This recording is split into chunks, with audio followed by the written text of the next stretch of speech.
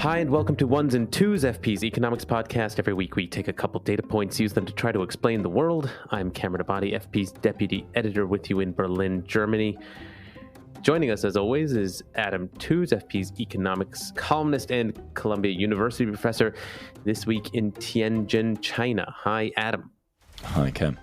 So we have two segments for you all this week. In the second half of the show, we're going to be talking about a conference that just concluded, the NATO conference in The Hague, and all that was agreed upon there. But first, an event that just concluded, and the data point there is 43.5%. That is the share of first place votes won by Zohran Mamdani in his candidacy to become the Democratic Party nominee for New York City mayor. That makes him the de facto nominee of the party, and at this point, the likely next mayor of New York City. In a stunning upset, 33-year-old Zohran Mamdani won last night's Democratic primary for New York City mayor. Zohran Mamdani was a little-known state lawmaker until recently. Now he's beaten nearly a dozen challengers, including former Governor Andrew Cuomo. Democrats are trying to figure out how to navigate Zohran Mamdani's unexpected victory in New York City's mayoral Democratic primary. Does the party need to move further to the left? How do they capitalize on the enthusiasm he generated? This was a shock to many observers, not least because Mamdani is a young, previously not widely known politician in New York, but also because he bested a widely known establishment figure, Andrew Cuomo, former governor of the state, who was expected to come out on top for much of the run-up to the vote. But the biggest surprise of all is that Mamdani himself identifies as a socialist or social democrat, staunchly on the left wing of the Democratic Party. And so it wasn't just a victory over an establishment person, but an establishment ideology in the Democratic Party. And so now the entire country is paying attention to New York and asking itself whether Mamdani's victory in New York potentially portends changes in the Democratic Party overall. So, Adam, you are a resident of New York. We thought we'd try to unpack what exactly happened. And I wanted to start off with that ideological questions associated with his victory. I mean, as I mentioned, he identifies as a socialist. And I'm curious just, what ideologically qualifies him as a socialist rather than a liberal? How would we differentiate those two in this particular case? I think it's fair to say that he isn't a liberal either on the more capacious historical definition of what liberalism is, or on the narrower definition that characterizes American, political discourse today. I mean, he isn't a liberal in the classical sense because he believes that inequality, hierarchy shape society in a structural way, right? Not in an accidental way, but in a structural way. And that reform isn't just a matter of good ideas and the conversion of people's minds, but of different types of struggle. And he believes in government solutions and various types of dramatic intervention or even the suspension of market mechanisms on specific issues. He has, an evolving position, but he clearly believes in a large and effective government machinery to guide society. So on all of those grounds, by any definition, he's not a classical liberal. He's not a liberal in the narrower sense of the modern American political scene because he breaches the conventions of polite American political discourse in making those concrete demands, but also notably on his positions, for instance, on Zionism, of which he is resolutely critical. And foreign policy and the associated culture wars have become a kind of key demarcating line around the boundaries of what counts as respectable liberal opinion in the US. Though that boundary, the Overton window, has shifted and been forcibly shifted by the scale of the violence in the Middle East. I think that's the obvious count on which he just breaks the conventions other than the economic policies. I mean, the real question is he a social? I mean, if it's a real question, but I mean, the puzzle is it really appropriate to refer to him as a socialist? What does that mean? And I honestly think that appellation only makes sense in the context of the rather weird language games of American politics and the particular ecosystem of the of New York and its left wing. Not in the sense of sort of ideological commitments. I mean, he is endorsed by the DSA, is close to the DSA, that's the Democratic Socialists of America, which are a bona fide, as far as bona fide left-wing movements go in the modern world, that comes out of the anti-Vietnam War protests and the Students for Democratic Society, SDS, that for a long time lived a very shadowy existence on the margins of American politics. It was founded formally, I think, in 1983 out of a merger of legacy parties and movements coming out of the anti-Vietnam and the student activism of the late 60s and early 70s. And then suddenly surged to prominence, really, after Trump's election and the mobilization of the left. That is Trump's first election in 2016. And by 2017 and 18, in association with the movement around the Green New Deal, acquired real prominence, and also a new cohort of explicitly Marxism followers. If you follow the politics of the DSA closely, you will see that it has moved to the left quite sharply on issues like theoretical foundations in Marxism, and on the other hand, in its anti-Zionism. But then if you ask what Mamdani actually stands for, it sounds just like social democracy in practice. So it doesn't sound like a kind of aggressive, radical, revolutionary socialism. It isn't liberalism, but de facto it really amounts to something much closer to social democracy. In other words, free public education, childcare. We'll say much more about the program, abundant public transport. But I think in terms of locating this ideologically, it is fair enough to say it's not liberal. The etiquette of socialism is attached to it for good, organizational reasons. It's associated with the DSA. The DSA has socialist DNA and has recently undergone a quite serious, I think, and I mean that in the best sense of the word, like serious ideological development. And yet, when you then ask what the candidate they endorse for mayor actually wants to do, coming to it from a European point of view, it looks like social democracy.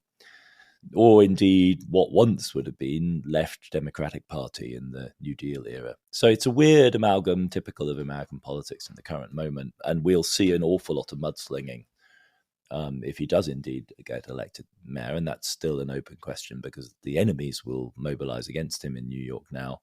There will be an awful lot of mudslinging. I think Trump's already denounced him as a loony Marxist or something. Yeah, something along those lines. Yeah, and it's a useful reminder that socialism is not necessarily a program associated with specific policies, much less associated with Marxism per se, but I guess some kind of attitude towards the public or the future, some kind of approach of idealism that Mamdani clearly has embraced. But to turn to his campaign and the program that he has put forward, I'm curious what it's revealed about New York City and about the political and economic landscape there. He has conspicuously put forward affordability essentially as a kind of central slogan of his campaign, and that's, I guess, proven to be really relevant for many New Yorkers, at least those that voted this past week.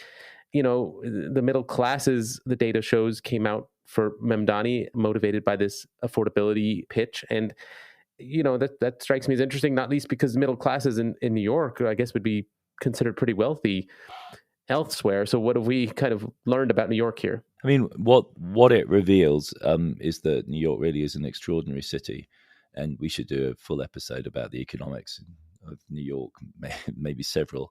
I mean, it's a fabulous city, and the Mamdani campaign is also a kind of campaign of pride in the city. Every politician competing for votes in New York has to say this, and with good reason. It's an extraordinary place. But it's also extraordinary in just how expensive it is to live there. So you're completely right, Cam, that the sort of figures that folks will see quoted as average incomes in New York, which would put them in the higher echelons of the middle class in most of Europe, for instance, are no joke, no exaggeration, difficult to live on in New York because of the cost of housing, because of the cost of childcare, because of the cost of groceries. It is truly staggering, and it always takes a mental adjustment for me when I return from New York to anywhere else to actually realize that that's how much food might cost. I literally walk out of German supermarkets generally thinking I must have somehow accidentally not paid for something.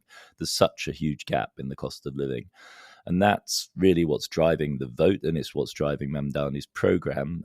You see it in the program, in this advocacy of a higher minimum wage, a cap on already rent-controlled apartments, a effort to provide a wider array of free childcare, and then in this proposal, which is going to grab headlines, which is to establish publicly owned low-cost grocery outlets, which would strike most people as insane until you've actually bought a family's worth of groceries in New York on any given day. And, you can easily pay in one of the less well-provisioned parts of New York $8-9 for a large American carton of milk. Now, you can, if you go to extraordinary lengths, reduce that cost by trying to find the cheapest grocery store. And what Mamdani is trying to do is to ensure that everyone has access to an affordable source of groceries. And that, it's extraordinary that you would need to do this and that this would be politics, but it does reflect realities in New York, and it reflects his electorate, which is quite interesting because it's if you look at the gradation in terms of income level, where he really scores is with the struggling middle class. That is folks who are earning on average $65,000 to $70,000, which in New York is a low starting salary, believe it or not, compared to anywhere else, which is, that's a mid-career at the very least kind of salary, through to, $150,000, which in most of the world would be like, an extraordinary end of career success story. And in New York is still part of the struggling middle class because of the cost of living. And that's the group within which he achieves his maximum score. And the other candidate, the extremely creditable Brad Lander, who really, I think, was an exemplary Democratic candidate, and that he ran hard, but in the end acted as a coalition partner of Mamdani, and they even did common advertising in which they denounced the efforts to split the Jewish and the Muslim vote in the city in really very effective terms. Anyway, that's where they score. And Cuomo has a more kind of Trumpian vote band, which is high at the higher end. So college-educated, middle income, in New York terms, people are the classic progressive voters, but it goes all the way down into the public service sector. And the lower end voters with lower incomes in predominantly black neighborhoods actually tended to vote Cuomo. So it's a very interesting left-right, if we can call it that, division within the city, which is driven by interpretations of the problem of the affordability crisis and what might be the best solutions for it.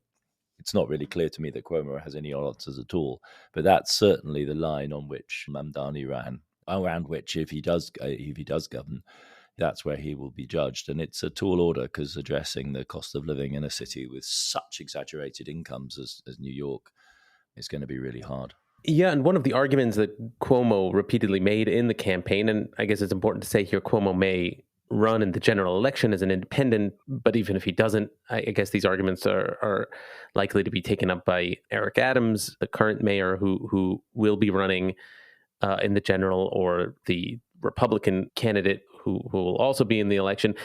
The argument that Cuomo advanced was that Mamdani's promises about increased public services will require increased taxes, which is not something that Mamdani has shied away from. But Cuomo's point was that these kinds of promises will lead to the wealthiest New Yorkers to leave New York and to basically thereby no longer pay the taxes that the city relies on. And I'm curious, how we should be thinking about this threat of capital flight, essentially. I mean, how seriously should it be taken? And how dependent is the city on taxes from the wealthy, which is the premise, I guess, of this argument? I mean, I guess also just in practical terms, can they simply pick up and move to the suburbs? So this is really bare knuckle class politics, and it's most very straightforward form. You're absolutely right. Yeah, big money piled in. Bloomberg and other billionaires put their money behind Cuomo, despite the fact the guy was disgraced in office. It's really quite extraordinary that they thought that this would be an appropriate comeback job for him. Mamdani is suggesting a surtax on people owning over $1 million. And the threat really is that of a double blackmail. I mean, the wealthy, the rich, the largest corporate earners will leave the city, and in the meantime, they'll run an independent candidate. And it's the same sort of blackmail that was exercised within the Democratic Party against Mamdani's national counterpart, which of course is Bernie Sanders. And in both cases, when Sanders was running, Clinton closed for the ticket and Biden closed for the ticket, the threat from American business was that they would run a third-party candidate and effectively hand the election to Trump if Sanders did prevail. And so that kind of politics is being played out here. The disparity in incomes and wealth in New York is so enormous that it is directly reflected in the tax system. So there's about 28,000 people in the city of about 9 to 10 million that declare over $1 million in income a year. There's about 4,400 who declare $5 million, and there's 1,600 people who file taxes for incomes of over $10 million.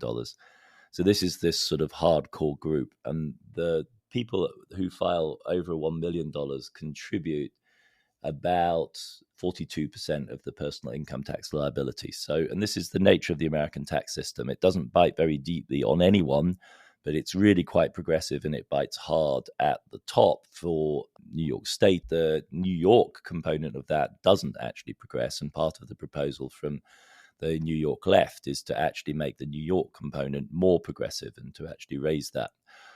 So that's the kind of proportions we're talking about. We're talking about a couple of 10,000 extremely affluent New Yorkers who are resisting a politics that is pushing in the interests of millions of people. So the ultimate threat is that wealthy taxpayers will escape and they'll move to lower tax jurisdictions. And they do this, but they do it much less than you would think, because the vast majority of people earning those kind of salaries are earning them as a result of success in employment, and employment is actually quite closely tied to location. And so it's only really in certain sectors and it's certain sorts of wealth and prosperity that are mobile. And the one that really attracts all the headlines in New York is the financial sector and the exodus that we saw during COVID on the part of several significant fund management firms. And they all really go to two places. They either go to Florida or they go to Tennessee. And both of these are red states. Both of them, the Tennessee is particularly attractive with the crypto crowd, and Florida has emerged, and Miami has emerged as a major high-end finance center. And about 158 companies relocated after COVID. They took about $1 trillion in assets management with them. But that was the limit of it, and that was under the extreme shock of COVID. And Mamdani's not doing anything, or not threatening to do anything, that would suggest an attack on the interests of Wall Street per se. And so I think one should take these threats with a pinch of salt, to be honest. I think they're a kind of bluff. They're a kind of aggressive intimidation tactic. And one should challenge rich Americans. I mean, on the whole, the real problem of living in New York is that it's expensive. And if you're that kind of wealthy, you can afford it. Living in New York is actually a privilege that only really the affluent can easily afford, right? That's the logic. And so it's kind of perverse to say we're going to make living in New York a little bit more expensive, and therefore I'm going to up sticks and take my huge wealth somewhere else, because at the margin it's now slightly more expensive. When one looks at these people's incomes, these people's salaries, their kind of wealth assets, the idea that a marginal increase in tax should shift them one way or another, I think it's blowing smoke, to be honest, and the left should call their bluff. Yeah, I suppose it's also important to mention here that the mayor of New York ultimately doesn't have autonomy in setting tax rates, and depends on the governor and the state. Exactly. Yeah. And they'll need support, and they're not going to get it, because the New York State Democratic Party establishment is very conservative. Yeah, and so one will see how this will play out, but I imagine it'll be predictably stonewalled in Albany, the state capital. But in all sorts of ways that you're suggesting, you're emphasizing how New York is an unusual place, and obviously anyone who's lived there or even visits there can endorse that assessment. But I'm curious, though, then what this political development in New York, how it bears on the rest of the country. I mean, It is a fact that, New York mayors have not been elected president, although many have that ambition, obviously running the country's biggest city. Does New York City have anything to do with the rest of the U.S., or is it just simply a political outlier? Well, I think at this point one has to distinguish the U.S. in terms of urban versus rural, and we have to distinguish coasts and the northeast from much of the rest of the country.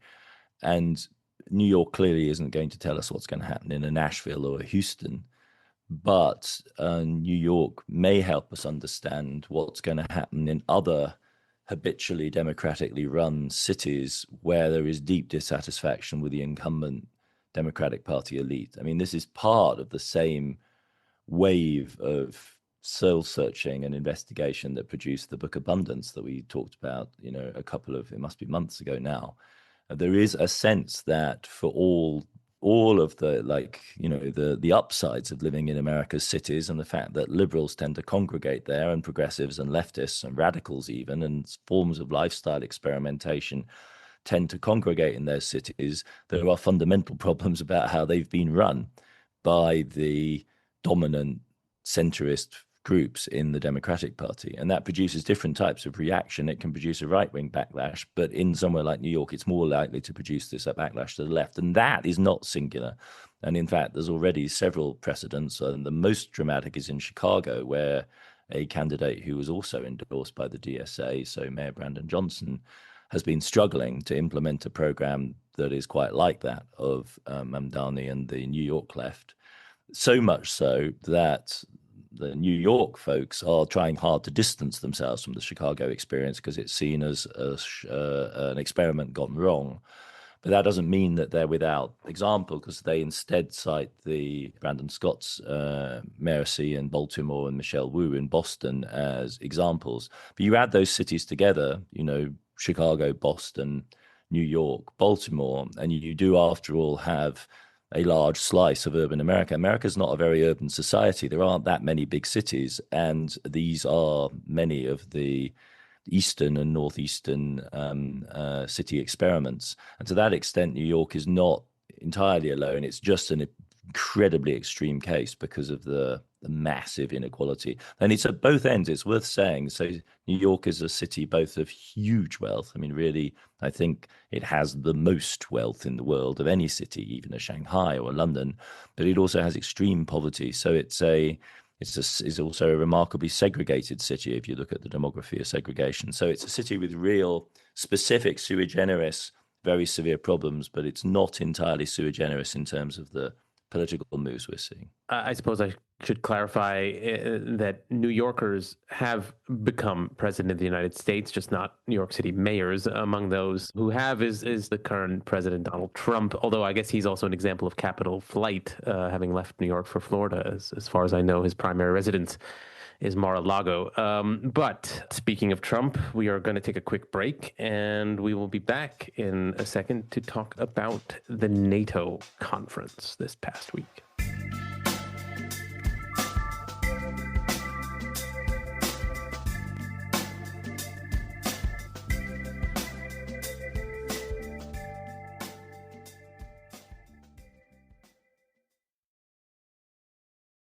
Hi, welcome back. Our next data point is 5%.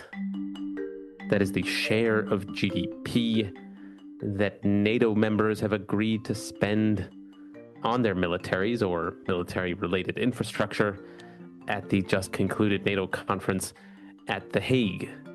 We've talked about NATO before, obviously, including this kind of new 5% target, but we wanted to check in on what exactly is happening in the West's military alliance. And Adam, among the developments that have now been formalized is Germany is now committed to spending significantly more on its military. Its finance ministry issued its spending plans for the years ahead, and sure enough, military spending is going up in line with its NATO commitments. And I'm curious whether there are now outliers aside from Germany in Europe in terms of military capacity, military spending, military commitment. Spain has seemingly insisted on a carve-out for itself on military spending. And I'm just curious, what is the state of Spain's military? What exactly is it capable of? And are there other countries that we should be addressing here? I mean, Italy, I wonder as well. I mean, it's sort of expressed its reservations about military deployments. I mean, what are these militaries capable right now? Yeah, I mean, in a period, a couple of weeks in which, as it were, Trump has taken things to the brink and then pulled back from further escalation, this NATO summit is another one of those moments. I mean, many of us had this in our diaries. We had it in our diary, I think, earlier in the year. It was like a big break point. This was going to be a moment where we would see how fragile the Atlantic Alliance was. And hey, presto, they came away from the summit, the best of friends. Trump apparently publicly has said, like, he's had a change of mind about the whole thing. It's a great organization. Everyone's paying, except the Spanish.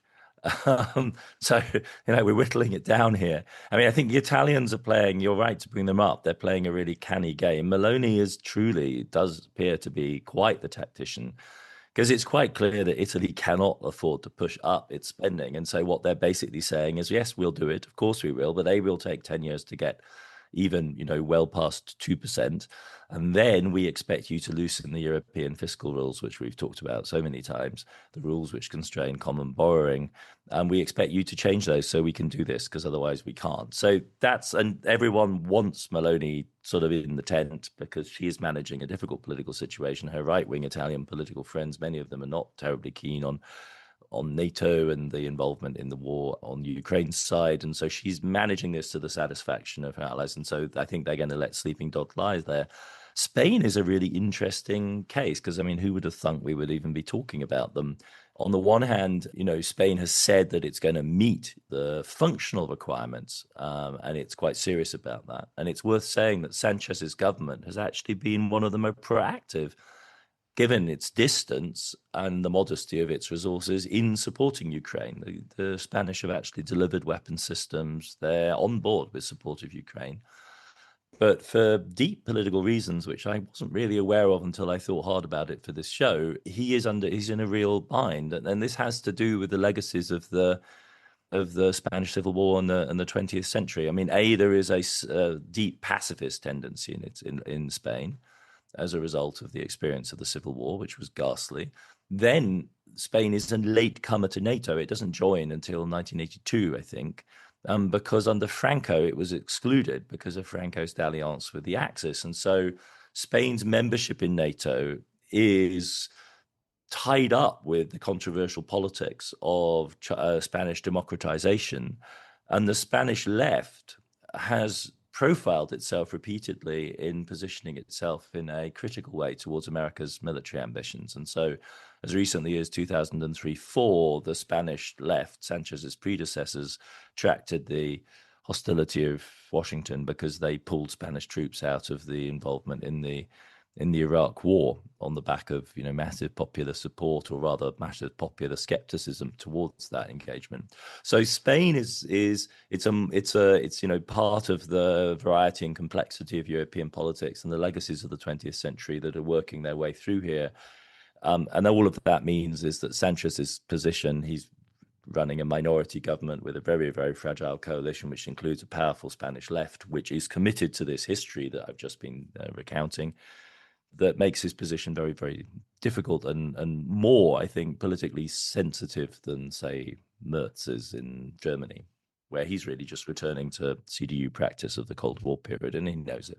And I suppose it's also worth mentioning that geopolitically, Spain and Italy have different threats that they face relative to countries in Eastern Europe when it comes to facing Russia. I mean, these are Mediterranean countries. Ultimately, I suppose Russia feels very far away as the main adversary. That's true, but I mean, in fairness to Madrid, like they have stepped up as much as most of the rest of Western Europe in terms of delivering weapon systems. So they get it. I mean, the Spanish are.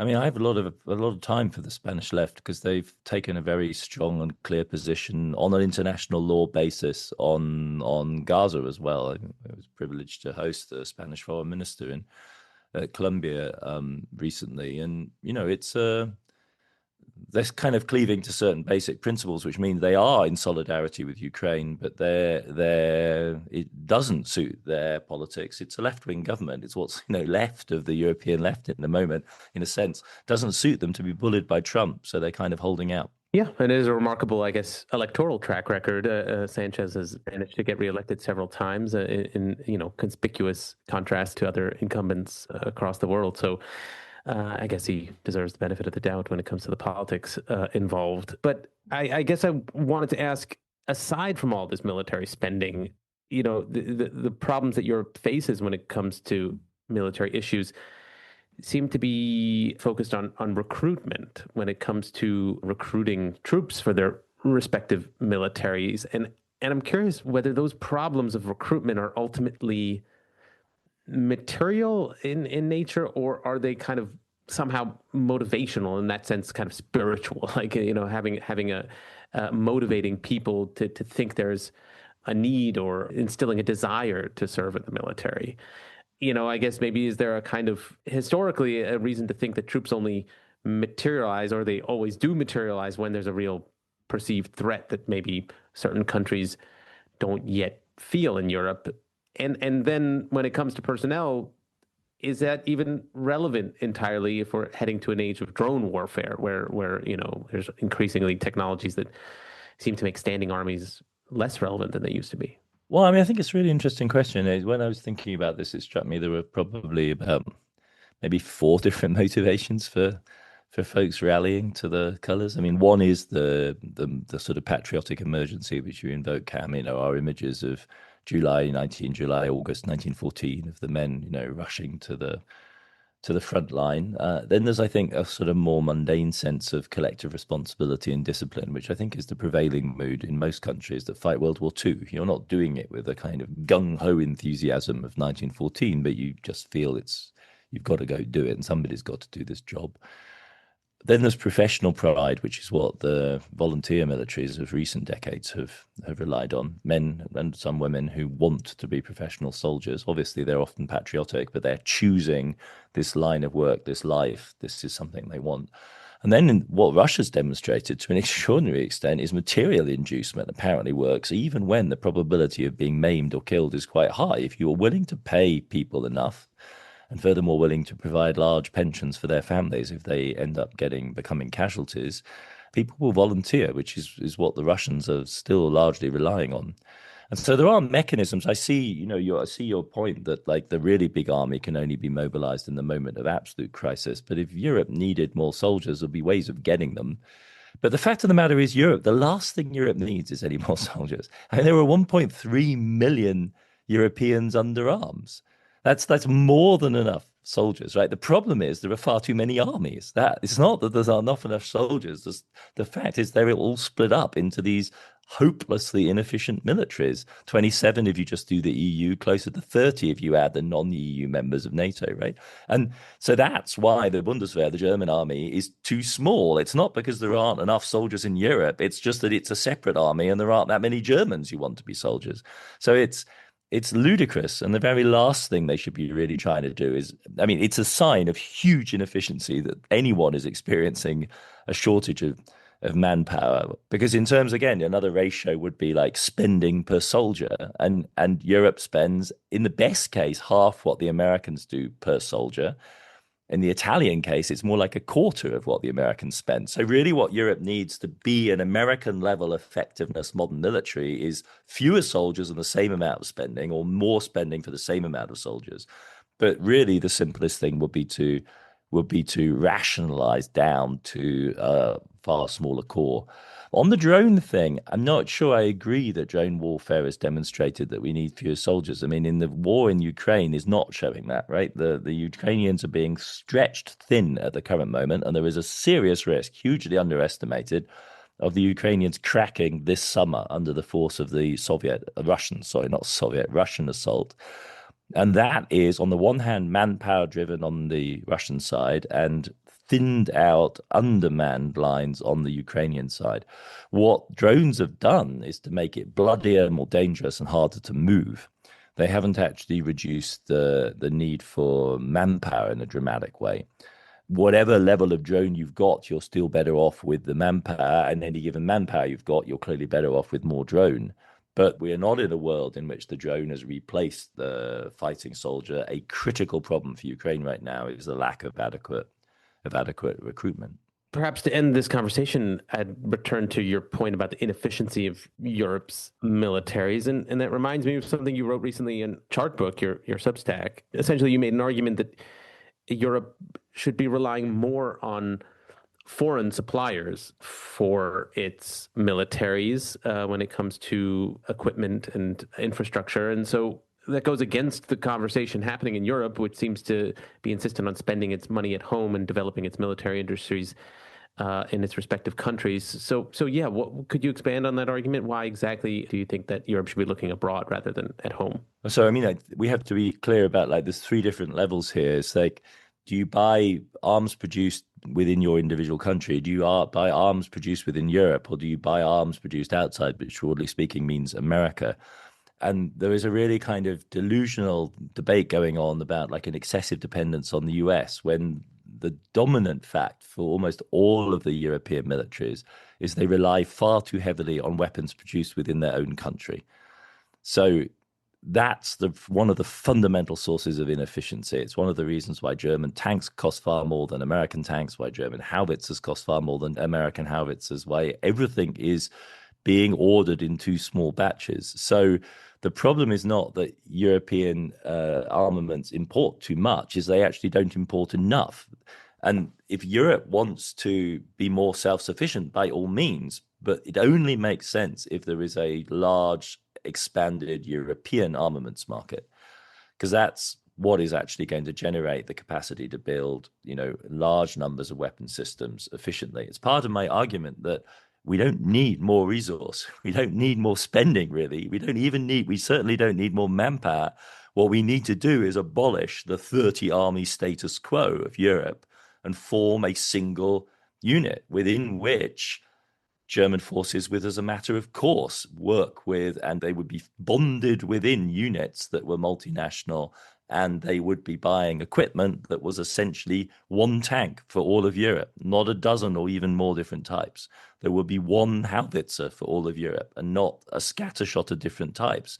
And now some of those could be American, who already have achieved economies of scale by producing essentially one tank for their entire army. But some of them could be United European models. But what they shouldn't be is Rheinmetall's gold-plated, hand-built, handcrafted artillery piece, which might last on the battlefield for 6 weeks if you're lucky, and shouldn't cost 10 times as much as its Russian counterpart. That just makes no sense. So the argument is for a rationalization, the formation of a larger market, which would imply, relative to small European states, a far higher degree of import. Some of it would come from the US, not necessarily, though. Much of it could clearly come from within Europe. What it shouldn't do is come from your little local national champion of tank production. Okay, that makes sense. I mean, but this still accounts for the kind of political argument that clarifies why military is the location of classic industrial policy. I mean, I guess there's a kind of risk in terms of turning to foreign suppliers, but I guess if Europe as a whole provides its own military supply. I mean, just put it this way, 80% of the Bundeswehr's laughably inefficient spend goes on German suppliers. Right? That's a problem. Right? Where you get your imports from is really a secondary concern, with the fact that 80% of it, at least, is being expended on domestic or German-associated joint ventures. That just doesn't make sense in the modern day and age, given the distribution of manufacturing capacity. And that's what, to a very considerable extent, accounts for the hugely inflated costs, even relative to America. Most of our listeners in the US, you're used to horrendous tales of vast, gross Pentagon, overpricing. Europe's even worse. That's the central message is, if Europe could reach America's level of inefficiency in the military-industrial complex, we'd be in a different world. And Europe spends half what America does. It has 1.3 million soldiers on it. It should have at least half America's military capacity. It doesn't have a fraction of that. It could have the full American nuclear deterrent. It could choose from the American repertoire which bits it wants. But for 450 billion euros, you ought to get some bang for that amount of buck. And right now, the Europeans get virtually no bang for that buck. And that's largely because it's fragmented into 30 separate militaries. That's a pep talk for Europe. We'll see if they manage to take that advice in the years ahead. But for now, we will end this edition of the podcast, but we'll be back, of course, as always, next week. Ones and Tooze is written and edited by Adam and me and produced by Claudia Tatey. The show is made possible through the support of foreign policy readers and Ones and Tooze listeners, including Eduardo Correa from Panama, Mike Ovsianikov, and Matt Stagg from the UK. I do hope I pronounced those names right. Apologies if I didn't. As always, we love getting listener feedback. You can leave voice messages on the Ones and Tooze homepage on foreignpolicy.com or email us. That's podcast@foreignpolicy.com. Or you can tweet us. That's @onesandtwospod. I'm Cameron Abadi. Thank you very much for listening, and we'll be back in your feed next week.